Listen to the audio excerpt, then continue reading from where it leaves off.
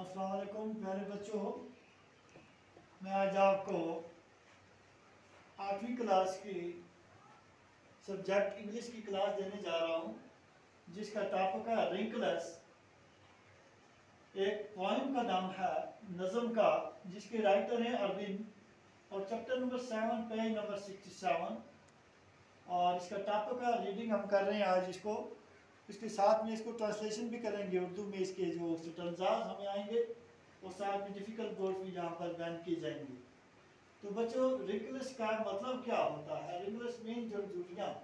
जब आदमी बुढ़ापे की उम्र को पहुँच जाता है तो उसके चेहरे पर ऐसी झुर्रियाँ आ जाती हैं, लड़ी हुई बनती हैं, इनको झुर्रियाँ कहते हैं। तो ये शायर यानी नज़म में ये बात बयान की गई है कि शायद ये महसूस करता है कि अपनी माँ की जो सबसे पहली जो जुलिया उसको किस तरीके से वो देखना चाहता है कि कब उसे हकम होती है। तो उसी की निस्बत से माँ का दर्जा जो है अल्लाह बाहर ताला ने वो ऊंचा रखा है। तो बच्चे, ये जो नज़म है मैं इसको आपको उर्दू में थोड़ा इसको इंट्रोडक्शन देना चाहता हूँ। ये नज़म माँ के बारे में लिखी गई है। माँ का दर्जा दुनिया में सबसे बड़ा होता है। माँ के बारे में हर मज़हब ने लिखा है कि हर मज़हब ने माँ को ऊंचाई का दर्जा अता किया है, क्योंकि हमारे प्यारे नबी हज़रत मोहम्मद मुस्तफ़ा सल्लल्लाहु अलैहि वसल्लम ने भी फरमाया कि माँ के कदमों के तले जन्नत है। देखो कितना बड़ा दर्जा है, कदमों के नीचे, तले में नीचे जन्नत है। कि यानी अपने माँ बाप की खिदमत गुजारी करेगा, जो अच्छी तरीके से उसका हुक्म बजा लाएगा, तो दुनिया के अंदर ही उसको जन्नत का मकाम हासिल होगा। शायद भी अपनी माँ के प्यार में महू हो जाता है कि आज वो हिम्मत करके अपनी माँ को झुर्रियाँ गिनना चाहता है। शायद मुझे महसूस होता है कि पहली झुर्री इसकी माँ के चेहरे पर उस वक़्त की है जब इसके बाप ने इससे शादी करके इसे अपने घर से बेदखल करके किसी और घर का चिराग बना दिया, यानी विधवा कर दिया था। हम औरत को बहुत ही शक्लों में देखते हैं कि हर रूप में वो अच्छी साबित होती है, वो हर जिम्मेदारी अच्छे ढंग से निभाती है। दूसरी झुर्री इस वक्त होती है, यानी पहले है कि जब उसका हमन क्या करता है,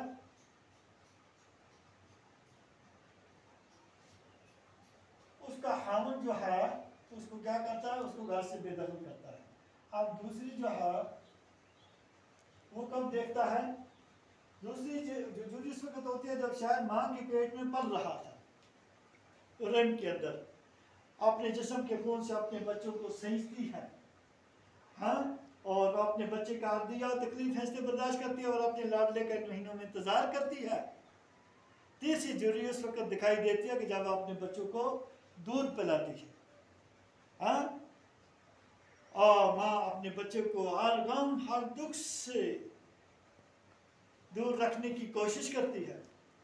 अपनी सारी ममता अपने बच्चों पर नशावर कर देती है, खुद भूखी रहती है लेकिन अपने बच्चों को भूखा नहीं रखती। शायद कहता कि इसने अब भी एक और जुर्री देखी है कि जो इसकी वक्त की है, जब कोई लड़की आकर इसके बच्चे को इसे दूर कर देती है। मतलब शायद जुर्रियों से ये सीखता है कि कभी इसकी माँ भी एक छोटी लड़की थी जिसको राधे त्यौहार में हंसा लेना बहुत पसंद था। वो भी अच्छे कपड़े पहनती थी और कंकरियों के साथ खेलती थी। ये नवरात्रि में नहाती थी, हिंदुओं का एक त्यौहार है नवरात्रि। शायद अपनी माँ को कहता कि वो ये सारी चीज़ें आपकी माँ के लिए लाएगा, कि इसकी माँ एक दिन के लिए वही छोटी सी लड़की बनना है। वो दिल से चाहता कि इसकी माँ सिर्फ एक दिन के लिए वो छोटी सी लड़की बने और वैसे खेले। तो बच्चों, ये रहा माँ का मकाम। अल्लाह बाहर ताला ने इतना ऊंचा उसको दिया हुआ है कि एक औलाद के लिए माँ कितनी ही अच्छी और मुमताज़ चीज़ है कि अपनी औलाद का कोई दुख कोई तकलीफ़ वो बर्दाश्त नहीं कर सकती।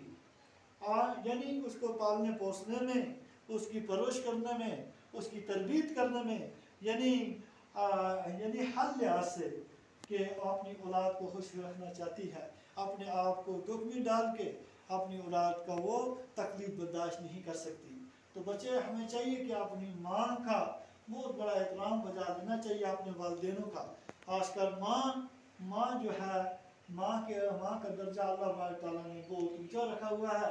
तो बच्चों, माँ की इज्जत करोगे तो जन्नत पाओगे, माँ की इज्जत करोगे तो जन्नत पाओगे। माँ का हुक्म बजा लाओगे, माँ की खिदमत करनी, उसकी यानी दिलरोजी नहीं करनी, उसको दुख नहीं पहुँचाना है। उसका कहना अगर ना मानोगे तो उसका दिल दुख जाएगा, तो आप कहीं के नहीं रहेंगे। तो बच्चों, इसी के रिलेटेड हम टेक्स्ट बुक में जा रहे हैं। तो हम पढ़ते हैं कि टेक्स्ट बुक की जो स्टैंजाज हैं। My mother making out today I began to count wrinkles on your face. ये शायद कहता है कि मैंने चाहता था कि मैं उसके चेहरे से ताकि जो झुर्री जो है उसको मैं गिनना चाहूँ। One wrinkle after time when your father uprooted you. Uprooted mean घर से विधवा करना। Uprooted करता है इसका फादर। Uprooted यानी विधवा कर देना।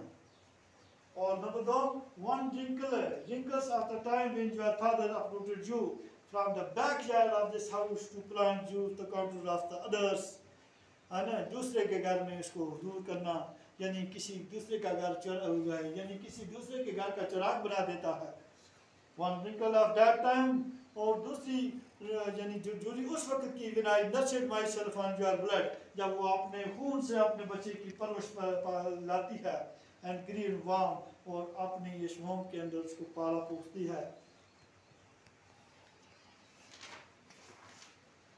Another wrinkles when I suckled from your breast, जब अपने बच्चे को अपने स्तन से दूध पिलाती है। The comeliness of your face, है ना, यानी वो उसको अपने मुंह से दिया। Still mother wrinkle when a girl took me away from you, my mother, take courage, I am hence today, I am seeking. Under the second of your wrinkles, a girl who was present, who celebrated Red Festival with fondness, who went to the Tawi to immerse red seedling. यानी तवी के अंदर कौन जाएगा जो इस red seedling को वहाँ पर डुबोएगा। इमेस में डुबोना, इमेस IMMERS हो गया डुबोना।